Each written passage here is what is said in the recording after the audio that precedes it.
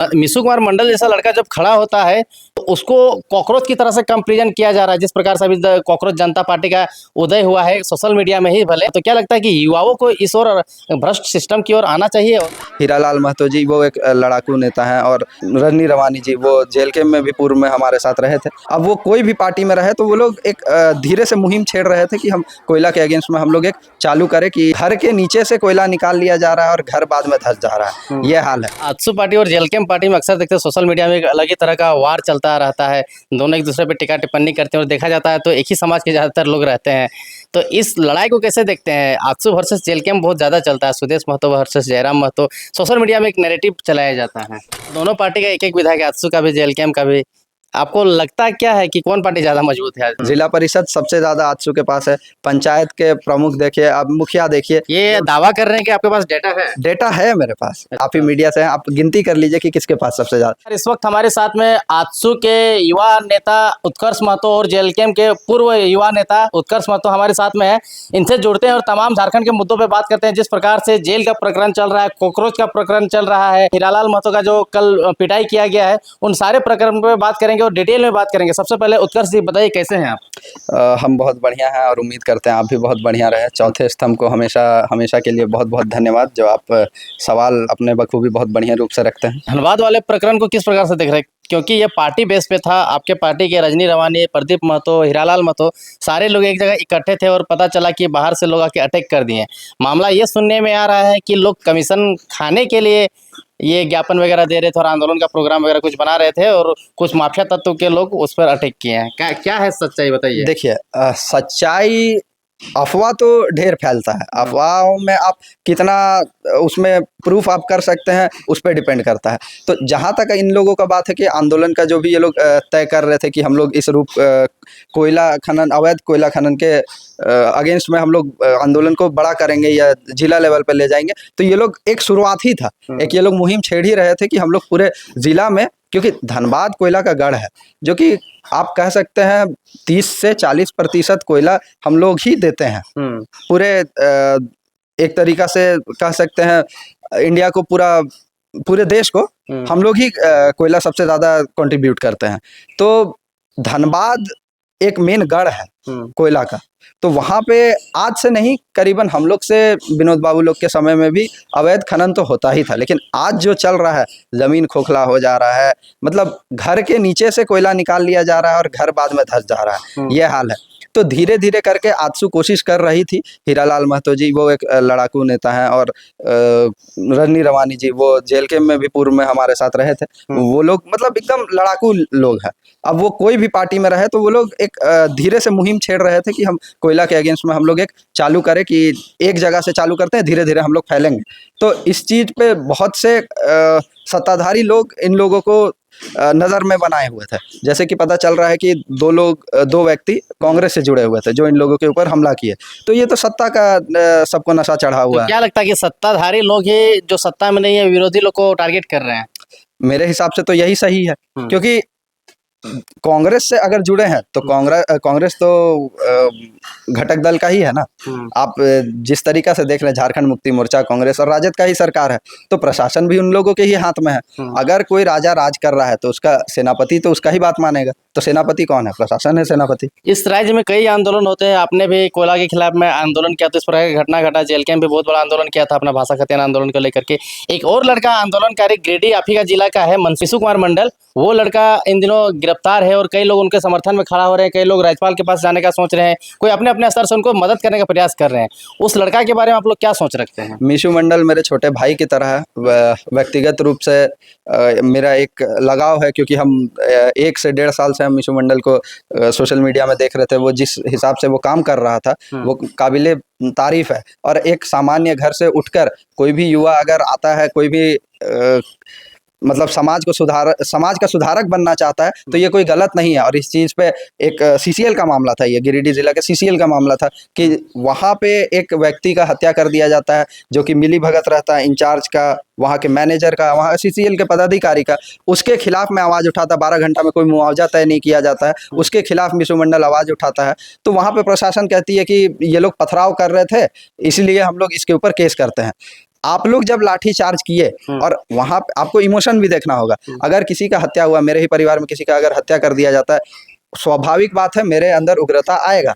और वहां पे अगर पब्लिक उग्र हुई है तो पदाधिकारी का काम क्या है, सुझाव बुझा के मामला को ठंडा किया जाए। वहां पे अगर लॉ एंड ऑर्डर मेंटेन करना, हाँ मेंटेन करना, ADM law and order, SDM क्यों होता है, पदाधिकारी क्यों होता है, आप लोगों का ट्रेनिंग क्यों होता है, आप लोग इतने बड़े पढ़े लिखे आईएएस आईपीएस बनते हैं, आप लोग का काम ही वही है, आप लोग पब्लिक सर्वेंट क्यों कहलाते हैं। सबसे बड़ा बात है आप लोग को पब्लिक को सर्व करना आना चाहिए। आप लोग पब्लिक को सर्व ही नहीं कर पा रहे हैं, आप लोग लाठी चार्ज कर जा रहे हैं, लाठी चार्ज कर रहे हैं, फिर बोलते हैं पब्लिक उग्र हो रहा है। अरे उग्र होगा ही, इमोशन है उन लोगों का, क्यों उग्र नहीं होगा।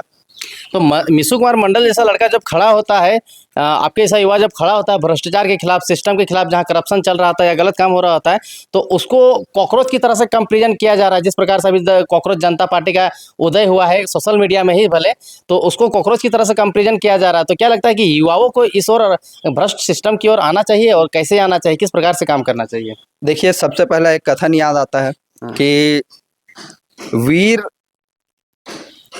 मतलब वीर हमेशा एक किसी से देखता नहीं है कि कौन ताकतवर है और कौन कमजोर है, वो हमेशा चुनता है कि सही नैतिकता के आधार पे वो चलता है।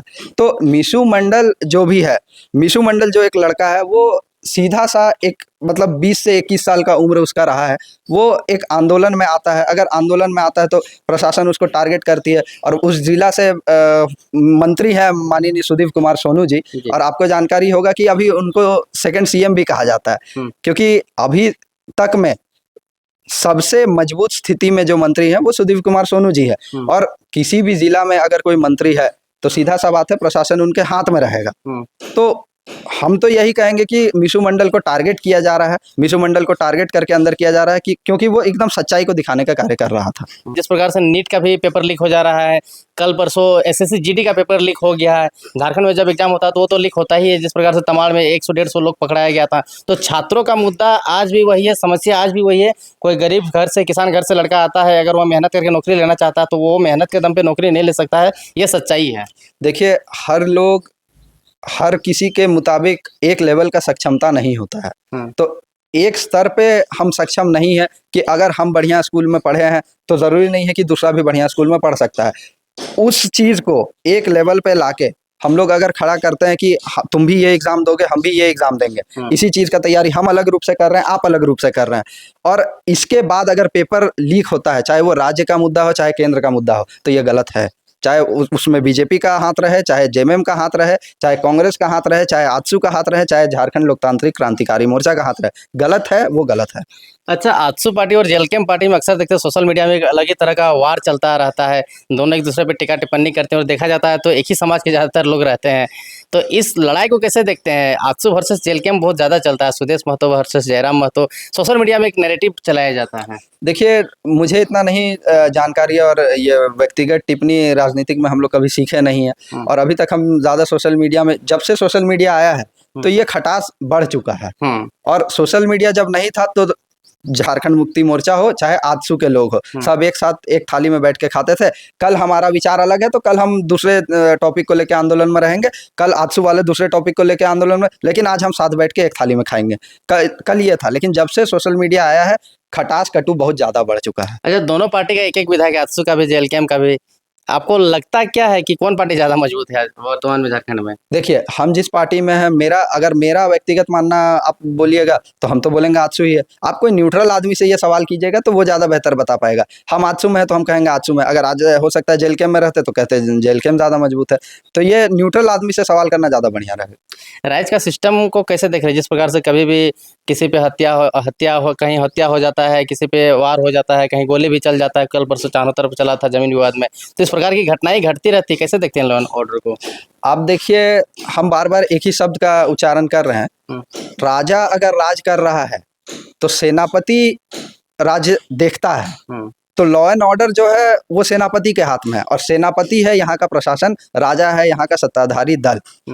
तो अगर आपसे राज्य नहीं संभल रहा है, अगर आए दिन क्राइम बढ़ रहा है, अवैध बालू खनन, कोयला खनन, पत्थर खनन, उस जितना भी है वर्चस्व को लेकर लड़ाई हो रहा है, कहीं ज़मीन ज़मीन का स्कैम हो, या जो भी चीज़ हो, सबको मिला जुला के एक क्राइम ही कहलाता है और क्राइम बढ़ रहा है। तो अभी जो सत्ता में पार्टी है उसका जवाबदेही सत्ताधारी दल को ही देना है।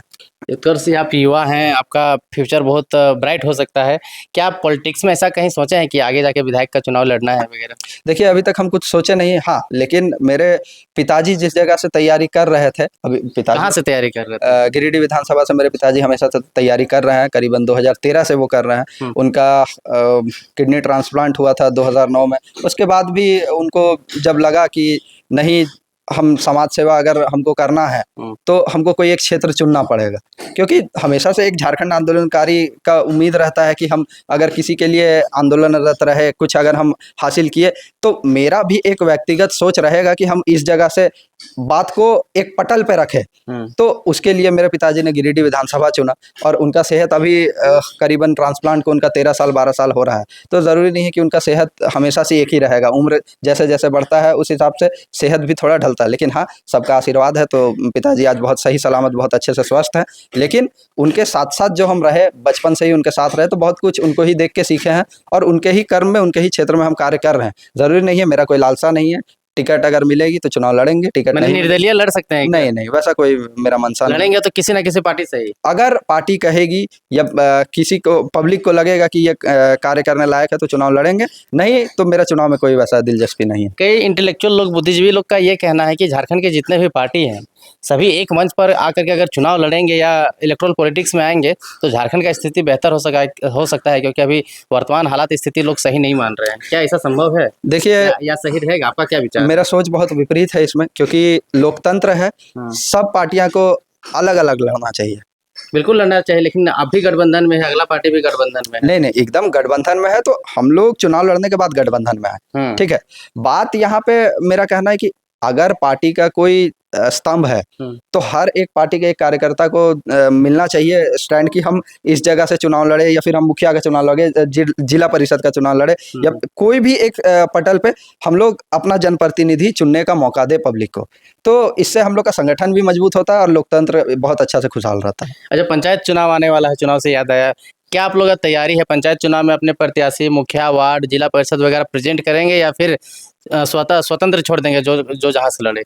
हम लोगों का नारा रहा है गांव की सरकार, तो पंचायत में आज भी आपने 2019 में दिया था जी, पंचायत में आज भी आजसू सबसे मजबूत है, जिला परिषद सबसे ज्यादा आजसू के पास है। पंचायत के प्रमुख देखिए, अब मुखिया देखिए। ये दावा कर रहे हैं कि आपके पास डेटा है? डेटा है मेरे पास। अच्छा। आप अगर जिला परिषद आप गिनती कर लीजिए ना, आप ही मीडिया से हैं, आप गिनती कर लीजिए कि किसके पास सबसे ज्यादा। पंचायत में गाँव में सबसे ज्यादा आज भी मजबूत सुदेश महतो ही है, आजसू ही है, उत्कर्ष महतो ही है। तो ये नगर का क्या स्थिति है आपका? देखिए, एक स्थानीय पार्टी नगर में सबको संघर्ष करना पड़ता है, खासकर आप झारखंड मुक्ति मोर्चा सत्ता में रह के भी नगर में संघर्ष कर रहा है, तो हम लोग अभी उतने बड़े दल नहीं है।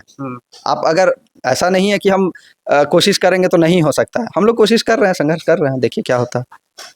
पेट्रोल डीजल का दाम लगातार बढ़ रहा है, लोग परेशान हो रहे हैं रेट से, कई जगह गैस के लिए लंबा लाइन लगाना पड़ता है।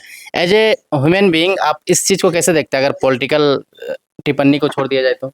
देखिए, झेलना तो सबको पड़ रहा है, चाहे वो मंत्री हो, चाहे मुख्यमंत्री हो, चाहे प्रधानमंत्री हो। प्रोटोकॉल वाले लोगों को नहीं झेलना पड़ रहा होगा, वीआईपी लोगों को? वैसा बात नहीं है। डीजल अगर जाता है तो प्रोटोकॉल में लिखा हुआ नहीं है कि डीजल उसको 1 लीटर मिलेगा ही मिलेगा। अगर नहीं ही रहेगा तो क्या मुख्यमंत्री को डीजल मिल जाएगा? वैसा नहीं होता है, झेल सभी रहा है। लेकिन आम आदमी तो लाइन में लग रहा है, मुख्यमंत्री या बड़े लोग तो लाइन में नहीं ना लग रहे हैं गैस के लिए। देखिए, अगर आप तुलना, पेट्रोल पंप में भी अगर लाइन लगता है तो गरीब घर का ही आदमी लाइन लगता है। देखिए, अगर आप तुलना कीजिएगा तो ये तुलना करने वाला सवाल ही नहीं है, क्योंकि पब्लिक ही आपको सर्वोच्च स्थान पे बैठाया है, आपको मतलब इलेक्ट करके उस जगह पे भेजा है या नॉमिनेट करके उस जगह पे भेजा है, तो वो पब्लिक का ही देन है। आप पब्लिक के सेवा के लिए ही आप बने हैं, तो आप ये सवाल नहीं कर सकते हैं कि आपको वीआईपी ट्रीटमेंट दे रहा है या फिर पब्लिक को नॉर्मल छोड़ दिया गया है। सामान्य जीवन सभी जीते हैं। आप युवा हैं, पढ़े लिखे हैं, रांची में रहते हैं, सारा चीज़ों को जानकारी रखते हैं। डॉलर जो है लगातार बढ़ता जा रहा है, रुपया गिरते जा रहा है, इसको कैसे देख रहे हैं? देखिए, इस चीज़ पे तो अभी तक मेरा रिसर्च रहा नहीं है, तो इस पे हम कोई भी टिप्पणी करना चाहेंगे नहीं। और ज़रूर पढ़े लिखे हैं, लेकिन इस चीज़ पे मेरा अभी तक व्यक्तिगत रिसर्च कुछ रहा नहीं है, तो हम इस पे ज़्यादा टिप्पणी करना नहीं चाहेंगे। ठीक है, आप एज ए युवा क्या संदेश देना चाहेंगे राज्य की जनता को? देखिए, राज्य की जनता को जवाब देने के लिए, ये राज्य की जनता को कोई भी कथन देने के लिए हम उतने अभी काबिल नहीं हैं, उतने योग्य नहीं हैं। और जो भी है मेरा कथन रहेगा तो युवाओं को ही रहेगा, क्योंकि कायर भोगे दुख सदा और वो वीर भोगे वसुंधरा। तो हमेशा युवा को एक ही संदेश है कि आप राजनीति में आइए, दिलचस्पी लीजिए और एक वीर की तरह एक अपना नैतिकता का पाथ चुने, उस पर आप चलने का कार्य करें।